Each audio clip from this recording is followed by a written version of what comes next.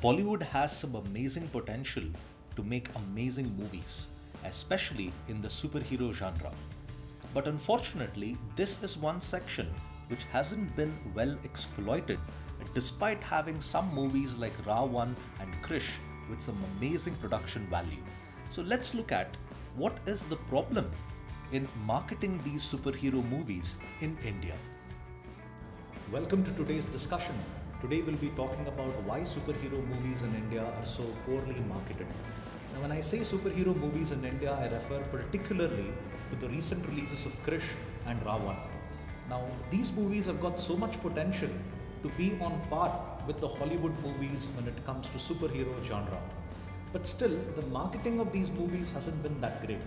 Why do you think that the marketing of superhero movies in India is not on par with the ones of the West?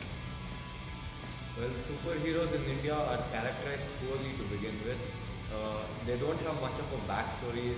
Their backdrop is not really so good. Like the origin stories of these superheroes. Yeah. They just randomly came and they got their powers. It's only just a superhero pitted against a supervillain. There's no situation, there's no story going on here. They just end up with the powers, and so they find a bad guy, they fight with him. Ajay? When a trial becomes a dogma, that is something that will spoil whatever the essence of the plot and the story is altogether. So the dogma here, in the sense, the repetition of whatever had been done in the past, is the plot and the characterization. So when a characterization is not done perfect, when it is taken from the previous ones, it won't be good because time keeps changing. The value of perception by the people, the viewers, that also keeps changing. So Bollywood is under the impression that we will accept any movie provided that it has a superstar whom we are very familiar with. They are, you could say that they are under the impression that we don't really look for a detailed plot. We just look for someone good looking on screen wearing a mask and fighting a villain. We don't really want to know why he is doing it in the first place and how did he get to be that way and the whole history behind this person. So that's...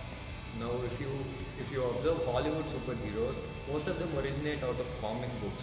So comic books are basically created with absolutely no one in mind. They start from scratch. They give them their own super abilities, their own superpowers, and their own backdrop. But in Bollywood, it's not so. They actually put a star behind the screen and behind the role, and then they build the whole story, the whole superhero thing behind him. So this is where the imagination is coming. In a comic book, you can explain the origin of this person, the story of this person for a series of time. But in the movie, you just can't do that in the 1.5 hours or the 2 hours that you have. True. Bollywood doesn't really have any memorable villains, as far as I can recall, especially from movies like Krish and Ra1. But if I look at the older Bollywood movies, they've had some really amazing villains. And because of these villains, the movies have been very successful. Now, if I talk about a movie like Sholay, although it is not a superhero movie, the movie has been very successful because of Gabbar Singh.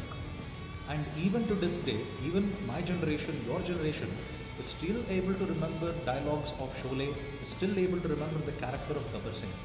And even if I consider a fairly recent movie of Mr. India, it's not really recent, but we will call it recent, even a character like Mogambo, his notorious dialogue, Mogambo Kushua, is still in our heads even in this day and age.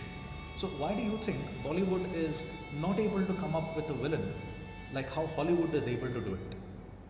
Now, if you see Hollywood movies, they're actually created for like the whole age group. But Indian movies are aimed at children. So the villains, the super villains here are characterized as simple people, like with just the main aim of taking over the world, and there's not really much backstory, and the producers don't feel the need to give them an elaborate backstory and make them really notorious, as you call it. But they spend more time towards the heroes. So that is why supervillains are not as popular as the hero themselves. Yeah. What do you think, Ajay? For a movie to be commercially and critically successful, the villains should be somewhat memorable. I do agree to your point. Like if you see the Batman's Joker, there are scenes in which the director gives even minor detailings wherein the Joker wants himself to be shot. He puts the gun into the hostage's hand. he takes himself as the hostage, and he asks himself to be shot, but he pulls down the trigger by Yeah, himself. I've seen He this holds scene. the trigger. So it is such a the director has put in so much of thoughts to it, and even the minor detailings has to be noticed by the people. So that is the attention value that movies gain. When you talk about merchandising, that's a great way for a brand to make extra money. But when you talk about Bollywood merchandise, like the Krish mask, or even for example the Krish game was there, if I'm not wrong, and the Ra 1 game as well. This is something which none of us are able to take very seriously. But on the other hand, if you want to take a Batman game like Batman Arkham Asylum or Arkham City, we are ready to accept that. We are even ready to wear a Batman costume, the cape and cowl. But why is it that we're not able to wear something like the Krish mask or even the Ra 1 costume? Well, if you notice Bollywood movies, most of their merchandises, most of their post-movie production stunts and all are aimed at children, are aimed at smaller age groups. If you notice Hollywood superheroes, most of the Batman T-shirts and all are made just for teenagers. Cool lines, cool T-shirts, and cool merchandises are made just for T-shirts. I could never imagine a teenager wearing a Krish mask. So I would like to say that a Bollywood movie is more kid oriented, while a Hollywood superhero movie concentrates on all age groups, and they actually take it seriously. What do you think, Ajay?